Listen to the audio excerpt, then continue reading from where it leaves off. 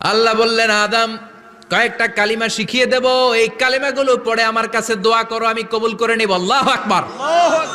তখন আল্লাহ বললেন, দেখো আদম, তুমি যদি মরা পর্যন্ত ক্ষমা চাইতে তাহলে আমি তোমাকে ক্ষমা করতাম না, কিন্তু তুমি আজকে এমন মানুষের মাধ্যমে ক্ষমা চেয়েছো যে আমি না করে পারলাম না, যাও তোমাকে ক্ষমা করে দিলাম।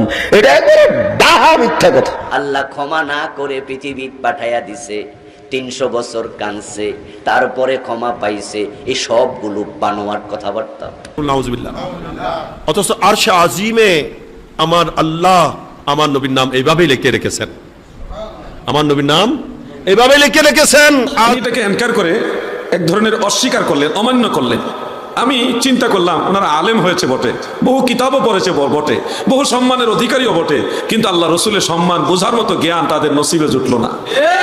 আমি যখন মাথা তুললাম জীবিত হয়ে, দেখি তোমার আরশে আজিমে লেখা লা ইলাহা ইল্লাল্লাহ মুহাম্মাদুর রাসূলুল্লাহ সাল্লাল্লাহু আলাইহি ওয়াসাল্লাম। দেখেন, হযরত আদম নবীও এই সুন্নতটা মেনেছেন। 350 বছর তিনি আল্লাহর কাছে শর্মিন্দা ছিলেন, রোনাজারি করেছেন যে আল্লাহ, আমি আমার নিজের নফসের উপরে জুলুম করেছি, আপনার একটা ছোট্ট বিধানকে আমি গুরুত্ব দেই নাই। কি দেই নাই? গুরুত্ব দেই নাই। আপনি বলেছেন লা তাকরাবু হাযিহি শাজারা, এই গাছের নিকটবর্তী হইও না। আদেশটা ছিল গাছের নিকটে যাইও না, কিন্তু আমি গিয়েছি। এই যে জাস্ট সামান্য একটু আপনার হুকুমের ব্যত্যয় ঘটিয়েছে, এজন্য আপনি রাগ হয়েছেন। আমি নিজের নফসের উপর জুলুম করেছি, আপনি আমাকে জমিনে পাঠিয়েছেন, আফসোস নাই, কিন্তু আল্লাহ আপনি আমাকে ক্ষমা করে দেন। যালামনা আনফুসানা ওয়া ইন লাম তাগফির লানা, আপনি আমাকে মাফ করে দেন।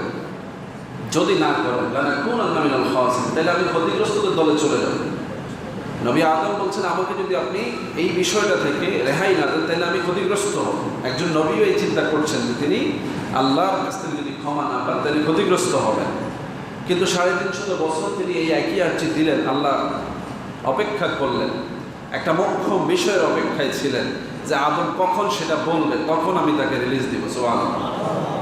হযরত আদম নবী 350 বছর পরে আরাফার ময়দানে যখন আসলেন, তখন তার মনে পড়ল যে আমি যখন জন্মের পরে, জন্ম মানে রাসূলুল্লাহ সাল্লাল্লাহু আলাইহি ওয়াসাল্লাম বলছেন, আদমকে আল্লাহ সৃষ্টি করেছেন সকুদরতে, স্বীয় কুদরতে, সরাসরি তার মধ্যে রূহ ফুঁকে দিয়েছেন, তিনি কারো থেকে জন্মগ্রহণ করেননি। তিনি বলছেন, আমি যখন প্রাণ পেয়ে সেজদা থেকে মাথা তুললাম, আর সে আজিমের দিকে যখন আমি নজর করলাম, আল্লাহ আপনার নুরানি সত্তার দিকে নজর করে পরে আমি আপনার যে আসন আরশ, এই আরশের পায়ের দিকে নজর করে দেখেছি সেখানে লেখা আছে লা ইলাহা ইল্লাল্লাহু মুহাম্মাদুর রাসূলুল্লাহ। তো 350 বছর পরে আরাফার ময়দানে যখন আল্লাহর পক্ষ থেকে নবীকে রিলিজ দেওয়ার একটা সময়, মোক্ষম সময় চলে আসছে, তখন তার মনে পড়েছে আল্লাহ তার নিজের নামের সাথে যার নাম মিশিয়ে রেখেছেন তাকে অবশ্যই প্রিয় বলা হবে, তিনি প্রিয়, তার ওসিলা দিলে হয়তো আল্লাহ মাফ করতে পারেন। তখন তিনি পাঠ করলেন লা ইলাহা ইল্লাল্লাহু মুহাম্মাদুর রাসূলুল্লাহ। তাৎক্ষণিক আল্লাহ মঞ্জুর করলেন, সুবহানাল্লাহ। এবং আল্লাহ আদমকে জিজ্ঞেস করলেন, আদম, তুমি এই খবর কই পাইলা? তোমাকে তো আমি এই পর্যন্ত এই ধরনের কোনো মেসেজ দেই না যে অমকের নাম নিলে তোমাকে মাফ করে দিব বা অমকের ওসিলা দিলে মাফ করে দেব, এটা আমি বলি না। তখন আদম নবী এই ঘটনা বলছেন যে আল্লাহ, আমি যখন প্রাণ পেয়ে যখন আপনার দিকে নজর করেছি, তখন আপনার আশার পায়ার মধ্যে আমি এই নামটা দেখেছি, আমার মনে হয়েছে তিনি আপনার প্রিয় হবেন বলি। সুবহানাল্লাহ। তাহলে প্রিয় নবীর ওসিলা দিয়ে যখন তিনি দোয়া করলেন, আল্লাহ তার দোয়া কবুল করলেন। সুবহানাল্লাহ। এভাবে সমস্ত নবীরা তাদের উম্মতের জন্য যখনই কোনো প্রয়োজন দেখা দিয়েছে, আমাদের প্রিয় নবীজির ওসিলা দিয়ে দোয়া করেছেন বলি। সুবহানাল্লাহ। তাহলে উম্মত এখন দুনিয়াতে যখন দোয়া করবে, আল্লাহকে স্মরণ করবে, তখন কাকে ওসিলা হিসাবে নেবে? নবী মুহাম্মদ সাল্লাল্লাহু আলাইহি ওয়াসাল্লামকে ওসিলা হিসেবে সাথে রাখবে, তাহলে তার দোয়ার ব্যাপারে গ্যারান্টি তাকে আল্লাহ ফিরাইয়ে দিবেন না। উলামায়ে কেরাম, আউলিয়ায়ে কেরাম, আলেমে দিন যারা ছিলেন, তারা এই ফিকির করেছেন, এই ইজতিহাদ করেছেন, এটা বুঝতে সক্ষম হয়েছেন, এজন্য রাসূলুল্লাহর কথাগুলোকে তারা গ্রহণ করেছেন। রাসূলুল্লাহ সাল্লাল্লাহু আলাইহি ওয়াসাল্লাম বলছেন যে ফাইন্না যিকরা তাআলা ওয়া রাফআ আল হাজাতি ইলাইহি তাআলা আফসালু ইবাদাতি তুআদ্দি বিল লিসান বা'দা তিলাওয়াতিল কুরআন। সুবহানাল্লাহ বলবেন না?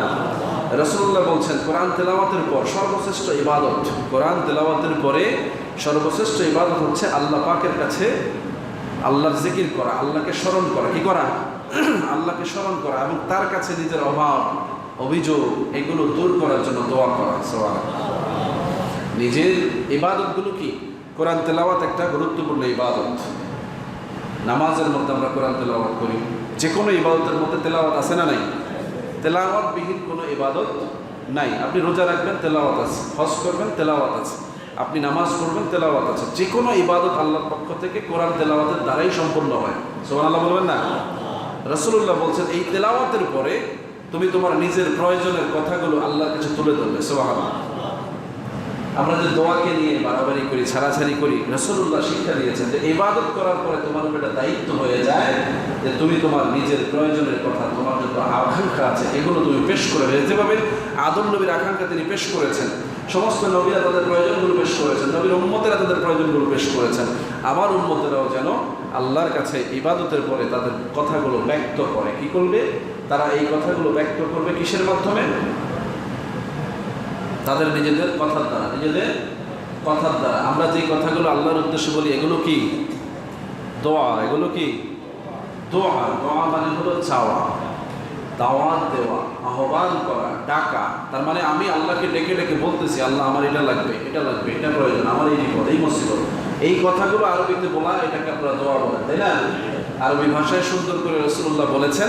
এজন্য আল্লাহ কোরআনেও দোয়ার শব্দগুলো আমাদেরকে শিক্ষা দিয়েছেন। 87টা আয়াতে আল্লাহ রব্বানা অথবা রব্বি শব্দ দিয়ে আমাদেরকে দোয়া কীভাবে করতে হবে, কোন ভাষায় বলতে হবে, এটা শিক্ষা দিয়েছেন। এই জন্য ওই আয়াতগুলো যখন আমরা পড়ি এগুলোই হচ্ছে দোয়া। এগুলো কি?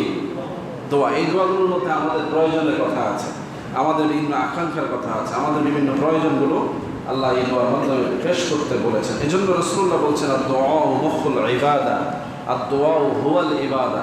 দোয়া হচ্ছে ইবাদতের মূল। দোয়াও একটা ইবাদত। সুবহানাল্লাহ বলবেন না?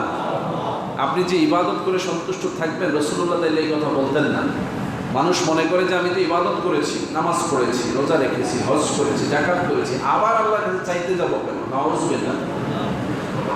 এরকম চিন্তা উম্মতের মনে ধারে কাছে আসতে পারে না। যখনই আসবে সে নিশ্চিত তার জাহান্নাম নির্ধারণ করে নেবে। আল্লাহর কোরআন বলছে উদউনি ইয়াস্তাজিব লাকুম আল্লাযীনা ইয়াস্তাকবিরুনা আন ইবাদাতি সায়াদখুলুনা জাহান্নামা দাখিরিন। যখনই কোনো বান্দা ইবাদতের পরে অহংকার প্রকাশ করে, ইবাদতের মধ্যে ভিতরে বাইরে অহংকার প্রকাশ করে, ইবাদত নিয়ে যখন সে মনে করে যে যথেষ্ট হয়েছে, আমার মতো আবেদ আর কে আছে, এরকম চিন্তা যখন করে, আল্লাহর কাছে আর বেশি কিছু চায় না, ইবাদতের বাইরে কিছু বলে না, তখন আল্লাহ বলছেন যে এই লোকটার ইবাদত তো আমি গ্রহণ করবই না, বরং তাকে লাঞ্ছিত অপদস্থ করে সায়াদখুলুনা জাহান্নামা দাখিরিন, আমি তাকে জাহান্নামে দাখিল করাই দেব। বলি নাউযুবিল্লাহ।